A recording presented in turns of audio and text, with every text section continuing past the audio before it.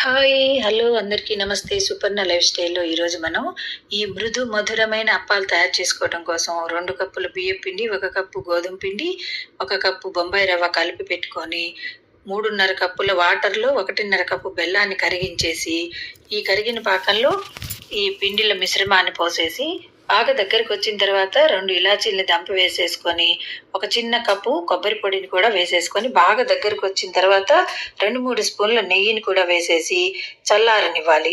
పూర్తిగా చల్లారిన తర్వాత దీన్ని చిన్న చిన్న రౌండ్ బాల్స్ లాగా తయారు చేసుకొని, చిన్న చిన్న అప్పాల్లాగా నొక్కుకుంటాం.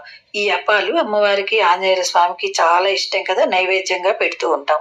ఇలా నొక్కుకున్న ఈ చిన్న చిన్న అప్పాలని బాగా కాలుతున్న నూనెలో వేసేసి 2 వైపులా కాల్చుకుంటే మంచి గోల్డెన్ కలర్‌లో మనకు అప్పాలు రెడీ అయ్యొస్తాయి. ఎక్సెస్ ఆయిల్‌ని ఇలా నొక్కేద్దాం.